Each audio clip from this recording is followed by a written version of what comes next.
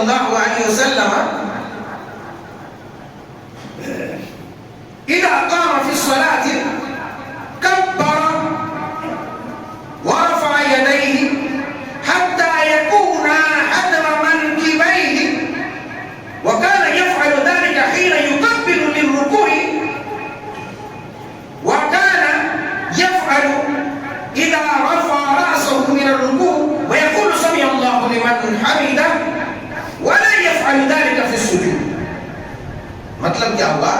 یہ صرف صحیح بخاری کی حدیث نہیں ہے بلکہ دیگر کتب احادیث میں کئی محدثین نے نقل کیا ہے. کیا اس کا مطلب ہوتا ہے؟ میں کہتا ہوں کہ جب نماز اتنی بڑی عبادت، نماز مومن کی معراج ہے، نماز میں ایک بندہ اللہ سے سرگوشی کرتا ہے، اللہ سے بات کرتا ہے، اللہ سے دعائیں کرتا ہے، درس کہ وہ اللہ سے ملاقاتیں کر رہا ہے، اپنے محبوب سے قریب ترین ہو رہا ہے. اقرب ما یکون العبد من ربہ وہو ساجد، کہ سب سے زیادہ قریب و نماز میں وہ سجدے میں اللہ سے ہو رہا ہے. جب یہ کیفیت ایک بندے کی ہے تو اس کو کتنی چوکسی کے ساتھ نماز میں رہنا چاہیے. حضرت عبداللہ بن عمر رضی اللہ تعالیٰ عنہ بیان فرماتے ہیں کہ میں نے رسول اکرم صلی اللہ علیہ وسلم کو نماز پڑھتے ہوئے دیکھا.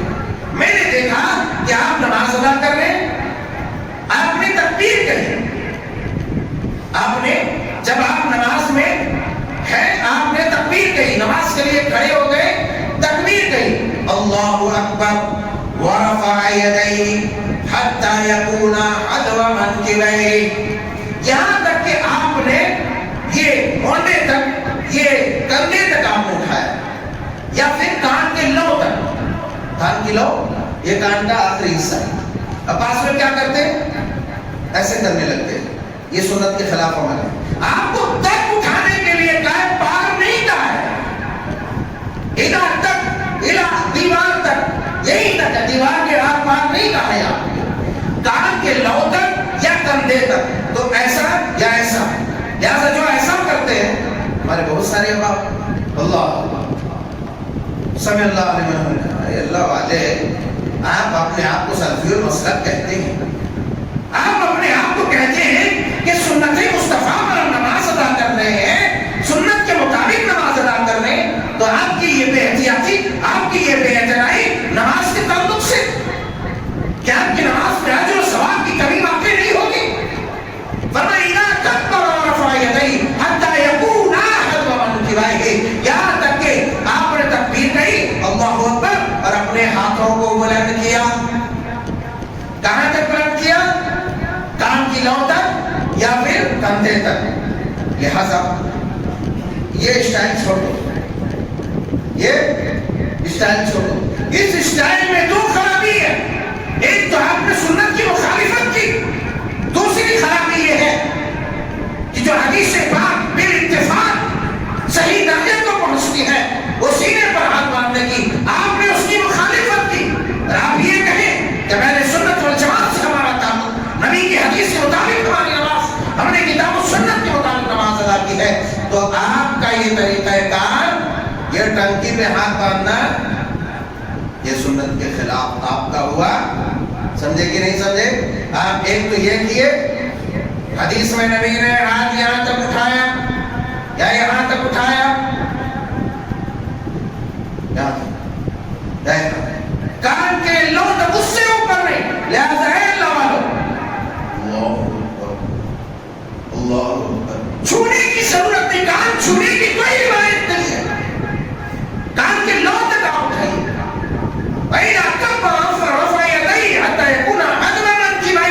آپ نے اٹھا لیا یہاں تک. اب آپ یہ مسئلہ آتا ہے ہاتھ کام باندھیں گے تو اس زمن میں چونکہ روایتیں مشہور ہے اور میں پھر بھی رکھوں گا، لیکن پہلے میں ہاتھ اٹھانے کا یہ جو سلسلہ ہے اس کی تصدیق کر دیتا ہوں کہ یہاں تک آپ کو ہاتھ اٹھانا ہے. اور کب کب اٹھانا ہے یہ بھی سوال آئے گا، کب کب اٹھانا ہے. تو سب سے پہلی تکبیر، اس میں کسی کا اختلاف نہیں، اور جنہوں نے اختلاف کیا ہے بعض روایات کو لے کر کے کہ بھائی ایک ہی بار رفع الیدین کرنے کا ہے بلکہ صحیح احادیث سے جو ابھی میں پیش کرنے لگا ہوں، جو صحیح بخاری کے اندر، مسلم کے اندر، امام احمد نے بھی، امام نسائی نے بھی اور دیگر محدثین نے نقل کیا ہے، وہ ابھی میں بیان کر رہا ہوں. اور یہ بھی تو آپ کو جہاں تک اٹھا لیں حتی یکون حدب منکبیہ وکان یفعل ذلک حین یکبر للرکوع. اس کے بعد اب کیا کیا وہاں پڑھنے کے ہیں آپ تو جانتے ہی، سنا ہے، سورۃ فاتحہ ہے، سورتیں ہیں وغیرہ وغیرہ، اب پڑھ لیے. آپ نے فرمایا وَكَانَ يَفْعَلُ ذَلِكَ حِينَ يُكَبِّرُ لِلرُّكُوعِ. جب اس کے بعد آپ رکوع میں گئے تو بھی ہاتھ وہیں تک اٹھائے، تو بھی ہاتھ کہاں تک اٹھائے؟ حَتَّى يَكُونَ حَدْوَ مَنْكِبَيْهِ، مونڈے تک یا کان کے لو تک آپ نے اٹھایا اور سیدھا آپ رکوع میں چلے گئے. رکوع میں گئے، اس کے بعد وَيَفْعَلُ ذَلِكَ إِذَا رَفَعَ رَأْسَهُ مِنَ الرُّكُوعِ وَيَقُولُ سَمِعَ اللَّهُ لِمَنْ حَمِدَهُ. اس کے بعد کہتے ہیں کہ جب آپ رکوع سے اٹھے تو آپ نے سَمِعَ اللَّهُ لِمَنْ حَمِدَهُ کہا اور ہاتھ اٹھایا. پہلے کہا کہ ہاتھ اٹھایا وَإِذَا رَفَعَ رَأْسَهُ مِنَ الرُّكُوعِ، اپنا سر اٹھایا، رکوع سے ہاتھ اٹھایا اور سَمِعَ اللَّهُ لِمَنْ حَمِدَهُ کہا. یہ بھی رفع ہے، یہاں بھی ثابت ہے. اس کے بعد سمع اللہ لمن حمیدہ ربنا ولک الحمد کثیرا طیبا مبارکا فیہ. یہ حدیث آپ کو معلوم ہوا کہ کہاں تک ہاتھ اٹھانے کا ہے، کہاں تک ہاتھ بلند کرنے کا ہے. اب آپ چاہے ہاتھ اٹھائیں نا، آپ کی مرضی ہے، ہاتھ پیچھے باندھ لیں آپ کی مرضی ہے، سر پہ رکھ لیں آپ کی مرضی ہے، مگر خلاف سنت آپ عمل کریں گے آپ کی نماز آپ کی مرضی کے مطابق، اللہ اپنی مرضی کے مطابق آپ کو ثواب و عذاب دے گا. تب آپ کو چلانا آپ کا ہاتھ نہیں بنے گا. اس لیے آپ نے جو حدیث سن لی ہے وہاں تک آپ کو ہاتھ اٹھانا ہے. ایک اور صحیح بخاری کی حدیث سے بات، حضرت نافع حضرت عبداللہ ابن عمر رضی اللہ تعالیٰ عنہ کی نماز کا تذکرہ کرتے ہیں. النافع ان عمر بن الخطاب رضی اللہ تعالیٰ عنہ اذا كان في الصلاة كبر ورفع يديه وإذا ركع رفع يديه وإذا قام من الركوع رفع يديه وإذا قام من الركعتين رفع يديه ورفع ذلك ابن عمر إلى نبي الله صلی اللہ علیہ وسلم. یہ صحیح بخاری شریف کتاب الاذان کی. اور اگر آپ کو حدیث نمبر دیکھنا ہے تو آپ حدیث نمبر 720 30 سے لے کر کے 40 50 تک آپ دیکھتے جائیے. ایک کے بعد ایک حدیث، ایک کے بعد ایک حدیث آپ کو صحیح بخاری میں مل جائے گی. اور آپ کو بہت دور جانے کا نہیں، یہ ترقی کا زمانہ ہے. اگر آپ دیکھنا چاہیں اسلام 360 میں مار کر کے نمبر حدیث کا مار کر کے آپ دیکھ سکتے ہیں. آپ کو پوری تحقیق کے ساتھ آپ کو وہاں مل جائے گی حدیث، آپ کو وہ پتہ مل جائے گا. آپ نے حضرت نافع بیان کرتے عبداللہ ابن عمر رضی اللہ تعالیٰ عنہ نماز پڑھتے تو اللہ اکبر کہتے، اللہ اکبر کہتے ہی اپنے ہاتھ کو بلند کرتے. کہاں تک ہاتھ بلند کرتے؟ حضرت عبداللہ ابن عمر کی حدیث میں نے جو صحیح بخاری کی اس سے پہلے والی حدیث ہے میں نے آپ کے سامنے رکھ دیا. آپ کو معلوم ہوا ہاتھ کہاں تک بلند کرتے؟ کہا کہ جب تکبیر کرتے اللہ اکبر ہاتھ بلند کرتے، پھر جو ہے رکوع میں جاتے ہاتھ کو بلند کرتے، پھر رکوع سے اٹھتے ہاتھ کو بلند کرتے، اور پھر تیسری رکعت کے لیے یعنی 2 رکعت مکمل ہونے کے بعد آپ جب تحیات میں بیٹھتے ہیں پھر تیسری رکعت کے لیے اٹھتے ہیں. وَإِذَا قَامَ مِنَ الرَّكَعَتَيْنِ وَرَفَعَ يَدَيْهِ. معلوم یہ ہوا کہ یہ تیسری رکعت کے لیے اٹھتے وقت بھی آپ جو ہے رفع الیدین کریں گے. اور یہ کوئی ادھر ادھر کی حدیث نہیں، بلکہ یہ وہ حدیث ہے جس پر کلام کرنے کی جرأت دنیا کا کوئی مسلمان کر ہی نہیں سکتا.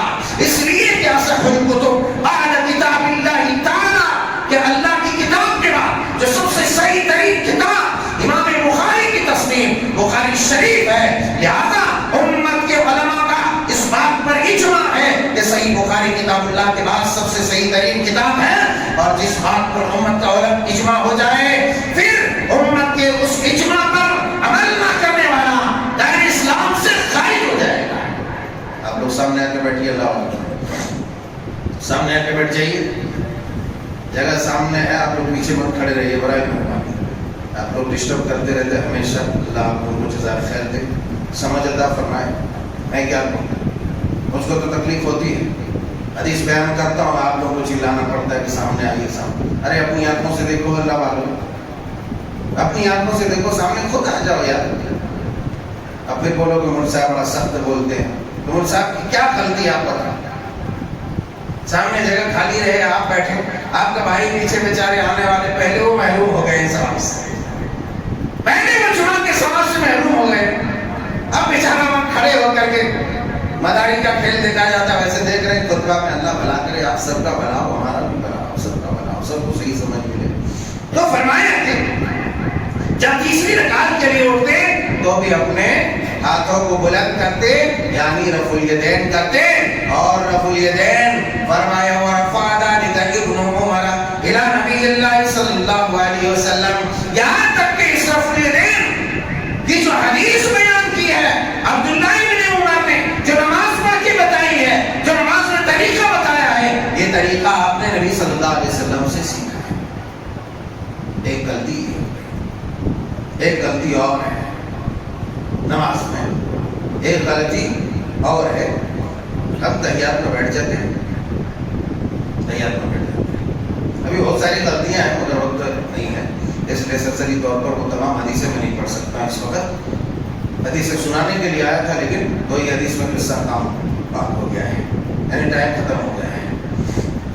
حضرت مالک بن حویرث, یہ وہی صحابی رسول ہے مالک بن حویرث جس کو نبی کریم صلی اللہ علیہ وسلم نے بیان فرمایا تھا, اے مالک بن حویرث تو اس طرح نماز پڑھو جیسے تم مجھے پڑھتے ہوئے دیکھو.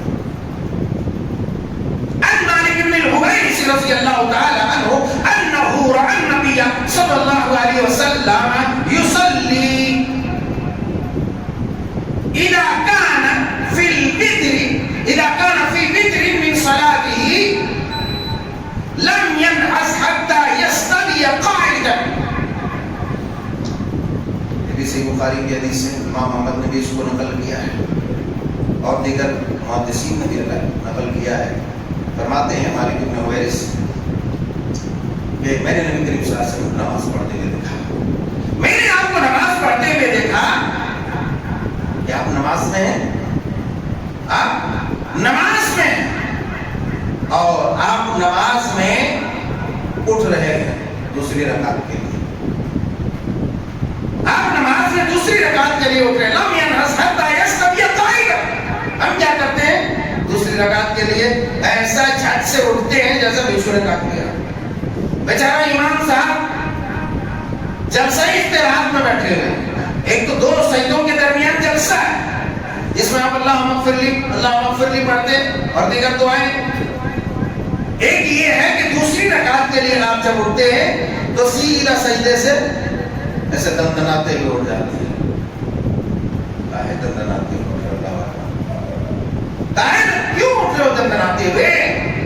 آپ امام کے ابتدا میں ہیں, امام جب تک کھڑا نہ ہو جائے آپ کو اجازت نہیں کھڑا ہونے, امام جب تک رکوع میں نہ چلا جائے آپ کو اجازت نہیں رکوع میں جانے کی. بلکہ اتنا ہی خطرناک وعید آئی ہے کہ اگر امام سے پہلے آپ کوئی رکن ادا کرتے, آپ کا یہ کھوپڑا, یہ سر آپ کا گدھے کا بن جائے گا, گدھے کا بن سکتا ہے.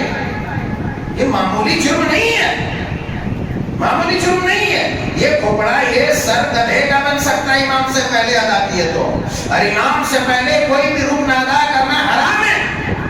یہاں جو امام اللہ ہو کر کہتا ہے تب تک بیچارہ, یہی وجہ ہے کہ بعض امام سجدے سے اللہ اکبر, ارے آزان دے رکھا بھائی. اب ان سے پوچھو گے کہ ہم صاحب پیچھے لوگ سب کھڑے ہو جاتے ہیں جب تک میں جلسہ استراحت کرتا ہوں. اللہ کے رسول صلی اللہ علیہ وسلم صحیح بخاری کتاب الاستئذان کی جو حدیث ہے پوری نماز آپ کے وہاں بتائی گئی ہے, اس میں یہ بیان فرمایا کہ آپ جب سجدہ کرتے, سجدہ کے بعد آپ اطمینان سے بیٹھتے. فرمایا کہ اس قدر بیٹھتے کہ اگر ادھر ادھر ہڈیاں ہوئی, اور ہڈیاں تو ہوتی نہیں ادھر ادھر, مگر سکون سے بیٹھ جاتا ہے. خوب دیر تک, 1 منٹ تک بھی نہ بیٹھے, اطمینان ہو جائے اتنی دیر تک بیٹھے. پھر آپ نے سجدہ کیا, پھر آپ سجدہ کرنے کے بعد آپ اٹھے اور پھر بیٹھے اطمینان سے, پھر آپ آرام سے اٹھے, آرام سے اٹھے. تو ہمارے جو بعض ائمہ کی شکایتیں ہیں وہ یہ رہتی ہے کہ پیچھے والے اٹھ کے کھڑے ہو جاتے ہیں، اس لیے میں بھی دندناتے ہوئے اللہ اکبر کہہ دیتا ہوں. یہ طریقہ نہیں ہے، یہ خلاف سنت ہے. حدیث میں مطلب اطمینان کے ساتھ بیٹھو. اس لیے میں کہتا ہوں کہ جب امام اللہ اکبر کہے تو اکبر، جب یہ آواز آئے امام اللہ اکبر پر ختم آواز ہونے لگے تب آپ اٹھیے. رکوع میں جا رہا اللہ اکبر یہاں تک آئے پھر آپ جائیے. اب امام صاحب اللہ اکبر کہہ دیا، پتہ چلا آپ امام صاحب سے پہلے چلے گئے تو آپ کی نماز باطل ہو جائے گی، آپ کی نماز باطل ہو جائے گی. تو بہرحال جس کا مختصر، آپ جب اٹھیں دوسری رکعت کے لیے تو آپ اطمینان سے اٹھیں، ڈائریکٹ اٹھنے کا نہیں ہے. آپ سنت سے حتی یستوی قاعدا، یہاں تک کہ آپ اطمینان سے برابر ہو کے بیٹھ جاتے، پھر آرام سے ایسے ہاتھ رکھ کر کے اٹھتے اور دوسری رکعت کے لیے کھڑے، دوسری رکعت کے لیے آپ کھڑے ہوتے. اس طرح سے نماز میں ہم کوتاہیاں کر رہے ہیں، اس طرح سے ہم نماز میں غلطیاں کر رہے ہیں جس کی وجہ سے ہماری نماز، ظاہر سی بات ہے میں تو یہ نہیں کہوں گا آپ کی نماز قبول نہیں ہو رہی، میں یہ نہیں کہہ رہا ہوں آپ کی نماز مردود ہو جا رہی، مگر اتنا ضرور کہوں گا کہ جب خلاف سنت آپ کی نماز ہوگی تو آپ کی نماز اللہ قبول کرے گا. آپ نماز میں منمانی کریں گے تو آپ کی نماز قبول کرے گا. آپ ہی فیصلہ کر لیجئے، آپ ہی نمبر دے لیجئے، آپ ہی بیان